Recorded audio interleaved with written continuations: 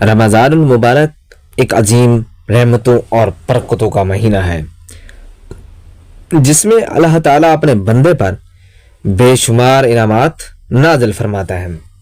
یہ مہینہ مغفرت، رحمت اور جہنم سے نجات کا ذریعہ ہے، مگر کچھ ایسے بدقسمت لوگ بھی ہوتے ہیں جن کی بخشش اس مقدس مہینے میں بھی نہیں ہوتی۔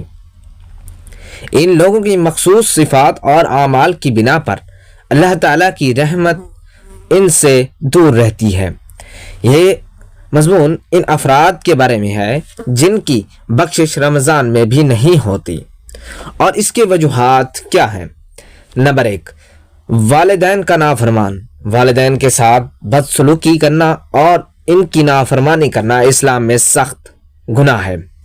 والدین کا احترام اور ان کی خدمت جنت کے دروازے کھولنے کا ذریعہ ہے، لیکن جو لوگ والدین کی عزت نہیں کرتے، ان کی نافرمانی کرتے ہیں یا ان کے حقوق ادا نہیں کرتے، وہ اللہ تعالیٰ کی ناراضگی مول لے لیتے ہیں۔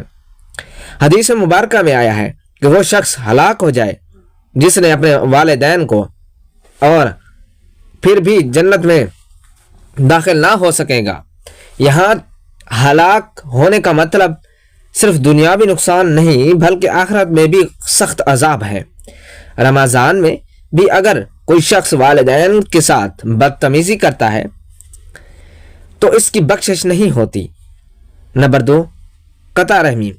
رشتہ داروں سے تعلق توڑنے والا، رشتہ داری کو جوڑنے اور صلح رحمی کا اسلام میں بہت زیادہ حکم دیا گیا ہے۔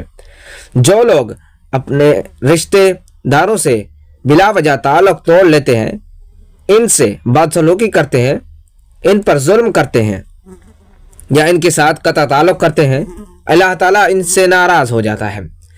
نبی کریم صلی اللہ علیہ وآلہ وسلم نے فرمایا، جو شخص قطع رحمی کرتا ہے وہ جنت میں داخل نہیں ہوگا۔ رمضان المبارک میں بھی اگر کوئی شخص اپنے رشتہ دار سے ناراضی کی رکھے اور ان سے تعلقات نہ جوڑے تو وہ اللہ کی رحمت سے محروم ہوتا ہے۔ نمبر 3، دل میں کینہ اور بغض رکھنے والا۔ جو لوگ دوسرے سے حسد، بغض اور کینہ رکھتے ہیں، ان کے دل میں نفرت بھری جاتی ہے۔ وہ دوسرے کی برائیاں چاہتے ہیں اور انہیں تکلیف پہنچانے کی کوشش کرتے ہیں۔ ان کے لیے رمضان کی رحمتیں بھی بے اثر ہو جاتی ہیں۔ حدیث مبارکہ میں ہے، رمضان میں گناہ کرنے والوں کا انجام رمضان المبارک اسلامی سال کا 9واں مہینہ ہے، جو برکت، رحمت اور مغفرت کا مہینہ کہلاتا ہے۔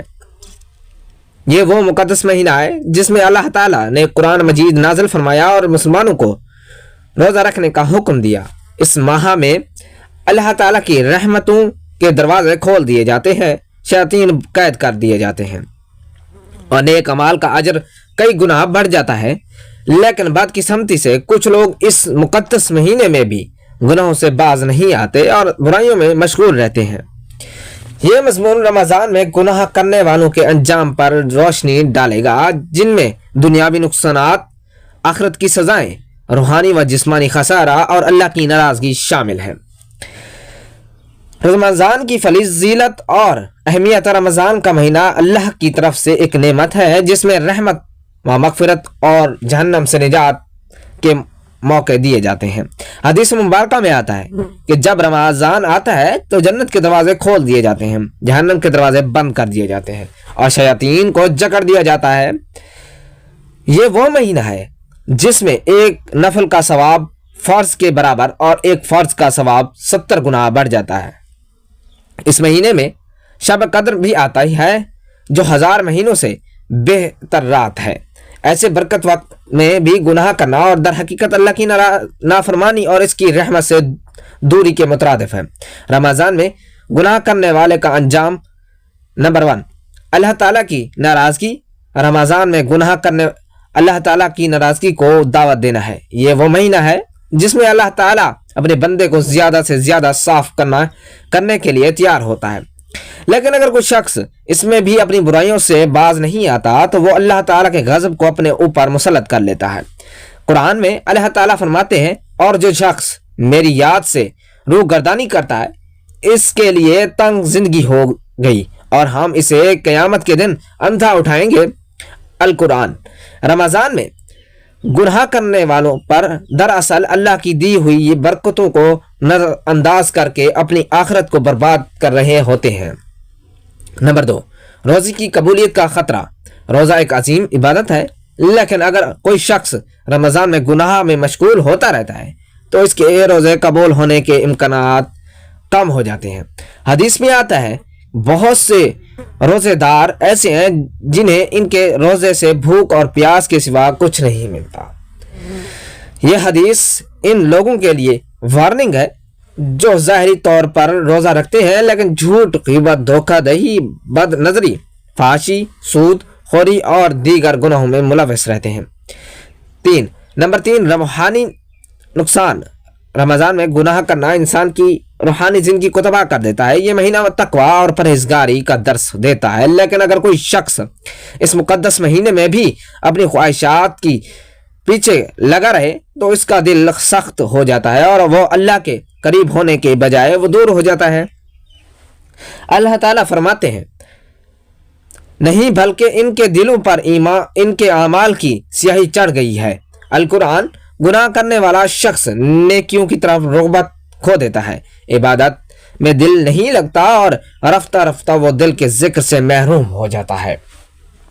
نمبر 4، دنیاوی مشکلات اور بے برکتی۔ رمضان میں گناہ کرنے والے افراد کی زندگی میں بے برکتی آ جاتی ہے۔